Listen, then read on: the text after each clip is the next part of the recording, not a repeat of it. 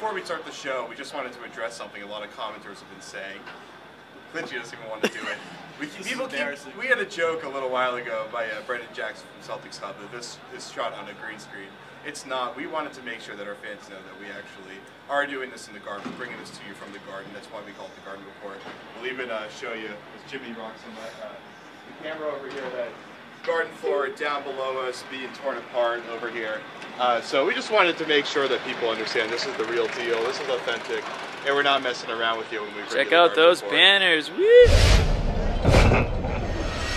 It's Super Bowl Sunday, but we're in the garden right now. We're about to break down the Celtics-Clippers game in which the Celtics won 106-104. This is the Garden Report on Celticsblog and CLNS Radio.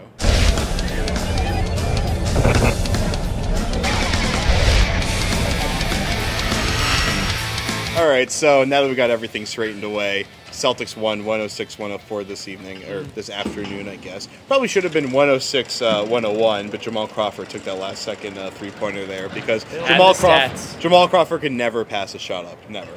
Evans Clinchy and Jimmy Toscano from Celticsblog. My name is Jared Weiss from CLNS Radio. We're going to break down this game. It was pretty much a blowout for most of the game, and then as the Celtics are prone to do, they let the Clippers come back and made it interesting because they know that they want to steal the spotlight from the Super Bowl today. Right. I'm sure everyone nationwide is going to be talking about this game. But we're going to talk about it for you. Evans, let's just start with you. How did you think the Celtics looked at the beginning of the fourth quarter, and then how did it just veer off into a massive collapse? I mean, this is classic fourth quarter Celtics offense. We've seen this for the last 3 or 4 years, right? They get lazy, they start settling for jump shots. They're like, we're up by 15, we can miss 1 or 2, and it's okay. And it's this mental laziness that leads to physical laziness, and it all snowballs. And suddenly 15 points is 3 and you're panicking. I mean, we've seen this a million times before. It's nothing new.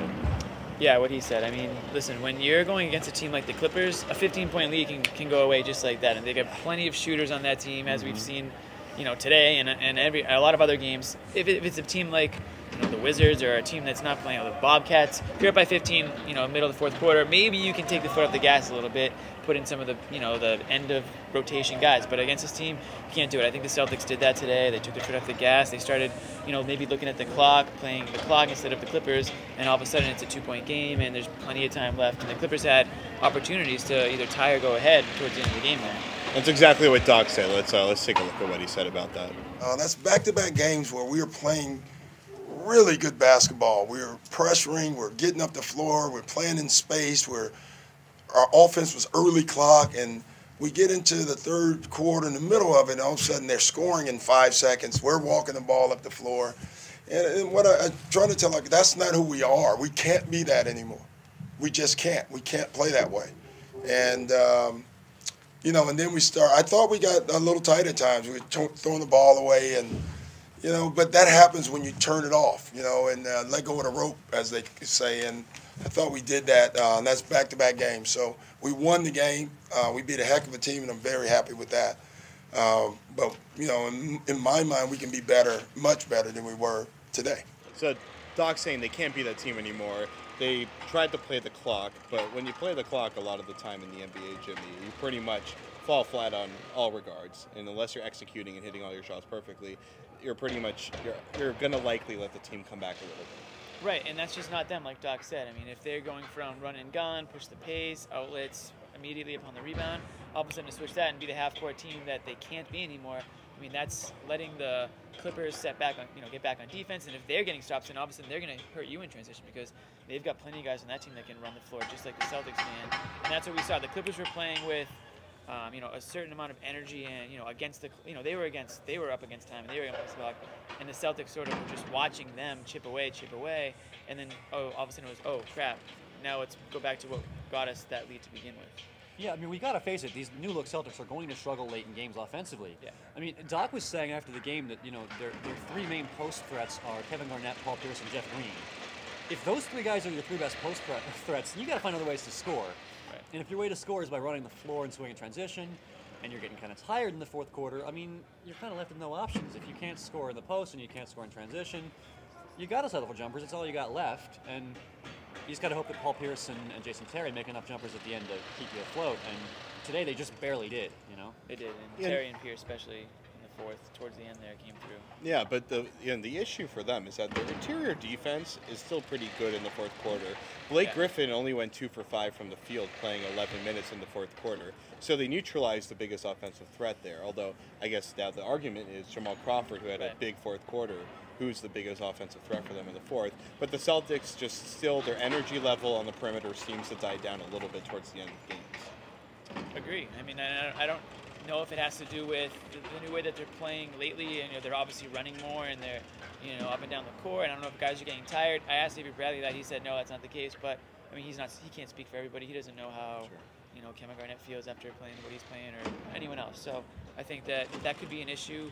But I think it just comes down to just watching the clock and just hoping this game ends before the other team catches up. That's what it comes. And to be fair, Avery's probably one of the few people in the league that's still running as hard as possible at the end of games, since his conditioning is pretty impressive. So the rest of the game wasn't so bad. They actually were fantastic the rest of the game. It was really a fourth quarter collapse kind of night. Evans, they were forcing turnovers. They forced 15 turnovers on the Clippers in the first half. Contrast the first half and the second half for me, please. The first half, they were just so active on defense. It's like every single pass, they're leaping, trying to cut off and intercept it.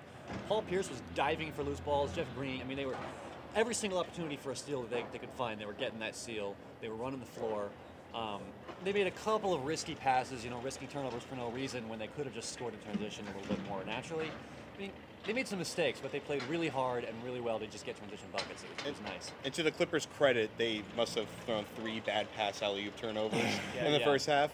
Yeah, I mean, Bledsoe can throw an alley-oop pass, but it's not quite Chris Paul. But it was amazing the first quarter, at least the first 6 minutes of the first quarter, Jimmy. Every single play was a DeAndre Jordan alley-oop. I think 4 of their first 8 baskets were DeAndre Jordan alley-oops. And that was the thing Doc Rivers said before the game was don't let them get behind you. Don't let guys like Jordan or Griffin sneak behind you, because that ball's going to be lobbed up and they're going to throw it down. And I think Doc called a timeout in the first couple minutes of the first quarter because the Clippers are up. They scored 11 points in the first couple minutes, and I think, like you said, 3 or 4 were on alley-oops or dunks. So, obviously the Celtics finally understood what Rivers was saying. They were cutting off lanes to the hoop. I thought Bass, picked up his game on the defensive end, and KG was KG. And in the second quarter, I mean, the Clippers scored 10 points. So that tells you right there that whatever Doc said to those guys in that timeout in the huddle. In between first and second quarter, they got it. And speaking of KG, parental discretion advised, sort of. Not the worst of choice words, but still, he's going to swear as a post-game presser. But he talked about the fact that, we'll see whether or not Kevin knew that they were on a winning streak. I tell you the truth, I didn't even know what we won in a row. I just know that we've been moving the basketball, playing hard as crap, and playing together since we lost the 2 big guys. So thank you for that information. So they had 59 points in the first half. It was probably one of their best halves of the year, Evans. The three-point shooting started off really good early in the game, and that's, I think, what really carried them, on top of course, capitalizing on the turnovers. Yeah, well, I mean, as Kevin Garnett has been saying, it's been a process learning to play without Rajon Rondo, and we've noticed today that they figured that process out. It's not about watching one guy for 20 seconds hold the ball and then make one pass. It's about constant ball movement from all 5 guys. And if you keep moving the ball and moving it, eventually it finds the open guy, and eventually that open guy hits a jump shot, and boom, there you go. Eventually he hits Eventually. After a few months of playing 40 games, he'll hit a jump shot. Yeah, there you go. And I think I said this last game or the last time I was on the show, but it's one of those things where I think not only did Doc maybe not know what some of these guys were capable of, I think he knew, but like with Rondo on the court, he couldn't run offense for that, in that way. But some of those guys probably didn't understand what they could do until they were getting more opportunities too. Like Brandon Bass said after practice on Thursday, he said now everyone, instead of one person getting a chance for 14, 15 assists, everyone gets a chance for 2 to 3 assists. So I think that's what we're seeing now. Guys getting the ball more, they're feeling it. They're getting a better idea of what works for them. I mean, when you're Terry, when you're Lee, the only way to get yourself out of a slump is to shoot. You know what I mean? And if you're sitting on the bench, that's not going to help. Yeah. So with Rondo out, obviously those 2 guys are getting more playing time. Green's looking a hell of a lot more confident than he ever has now, and he's hitting those 3-pointers not only from just the corner, but I saw him hit a 3 from, I think it was close to center, above the break, above the break, today. So I mean, if those 3 guys are getting it together on offense and especially on defense, it's one of those things where they're making up for Rondo and Sullinger. Well, we saw last game, I think it was 5 guys that had 4 or more assists. That never happens when Right. Rajon Rondo's on the floor. Never. Yeah, Rajon. I mean- It's going to be Rajon with like 12 assists, maybe Pierce with 5, Right. and Kevin with 3. I mean, look tonight, everyone hit a field goal. Yeah. No, that didn't seem to happen in the first couple months of the year. You know, there'd be guys in the bench that would go over, easily. You know, and they had 5 guys score double figures, and 2 guys score 7, 1 guy score 9. So they're getting pretty much everybody involved. And one guy we didn't even mention yet, Barbosa. I mean, he had a great course. game today. Yeah. I mean, he had a great game today. Aside, not even counting that buzzer beater with the I don't know what that was at the end. Where It was he hit like that shot. it was like a He was half just floater, kinda- like Jerry and then he West just style. stood there after this is beautiful. And I was like, it is beautiful. It was good to see, and he's one of those guys that's benefiting, I think, the most from. He hates to say benefiting because you don't want to benefit off another guy's injury, but yeah. he is. I mean, he is. He's getting more time. He's getting the ball way more, and I think. Honestly, he didn't seem like that big of a liability on defense today as he has been in past games.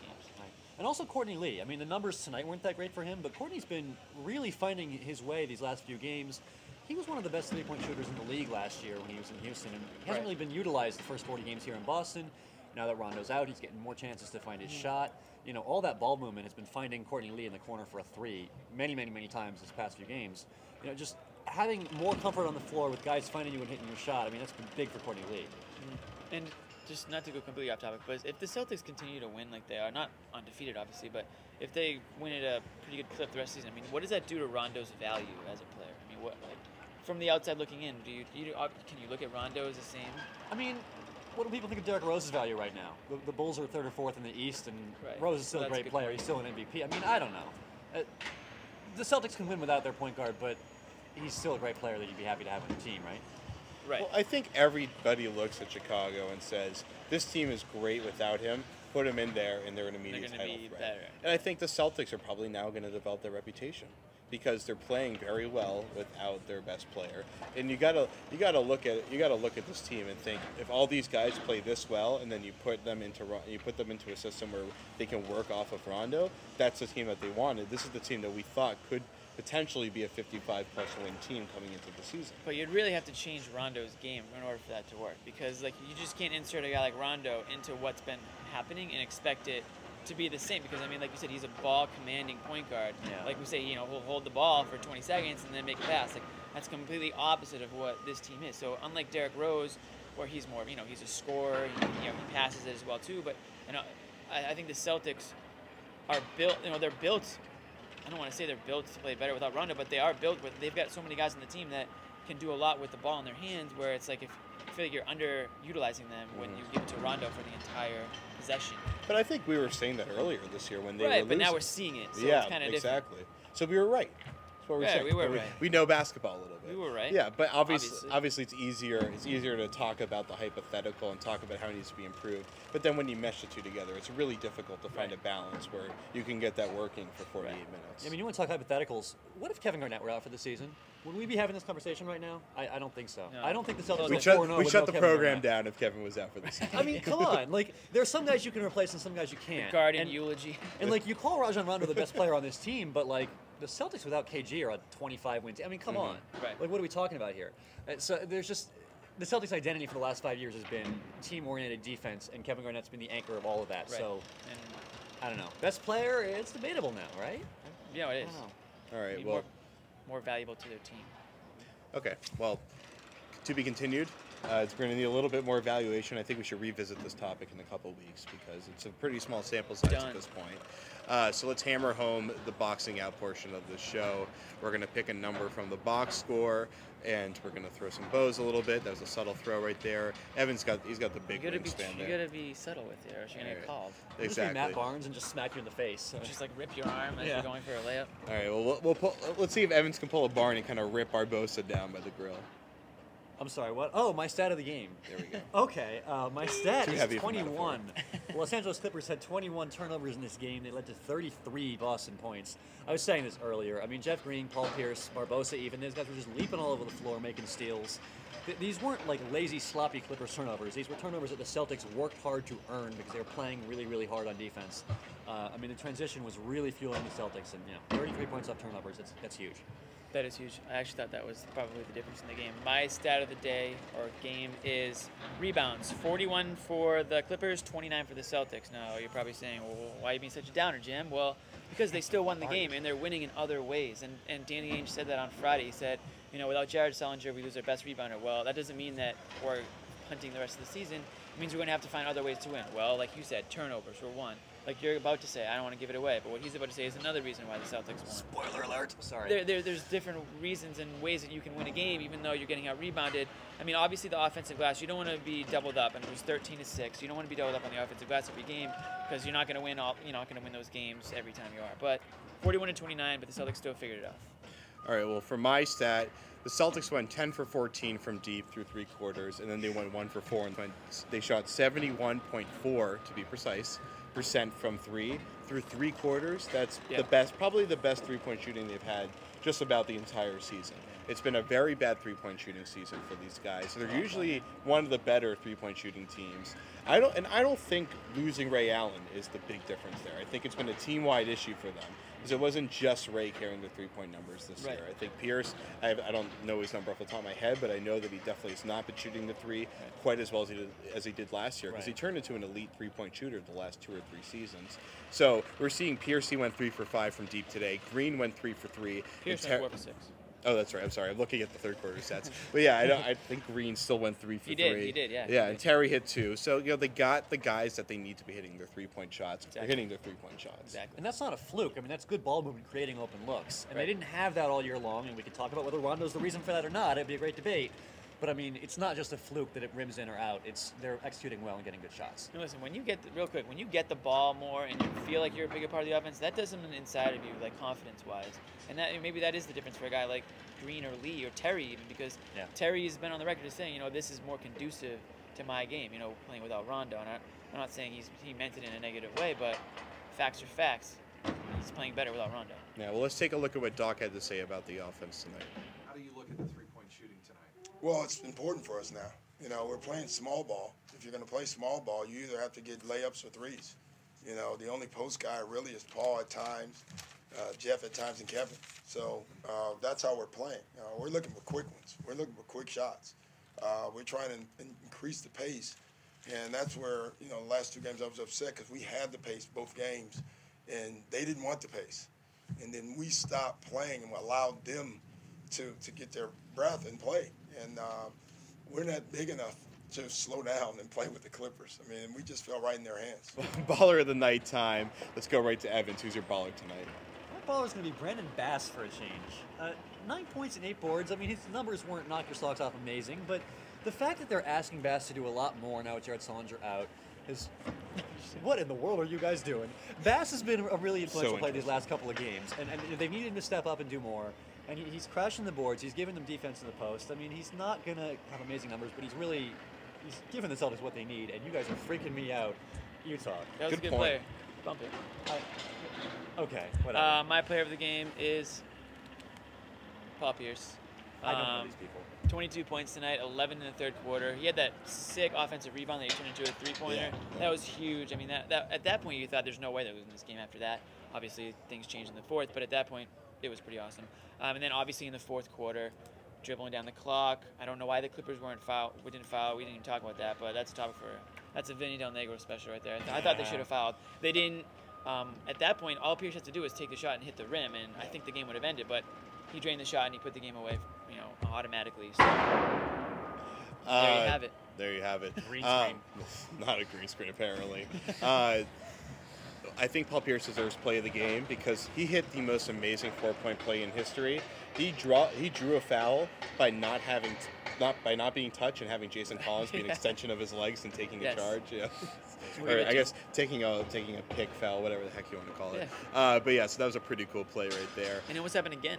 That's true. It did almost happen again. So I want to give an honorary Baller of the Night degree to Eric Bledsoe. Switch on that one there. His line, 23 points, 10 assists, and 7 rebounds. He was fantastic.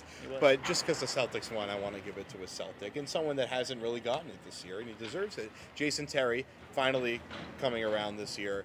He had a big game. He had 6 assists. He had, what was the point total there? 13 points, but on 5 for 7 shooting. It was a good game for Jason Terry. He clearly is getting comfortable. They're clearly starting to run some of the type of pick and roll stuff, some of the coming around double screen stuff that it works best for him.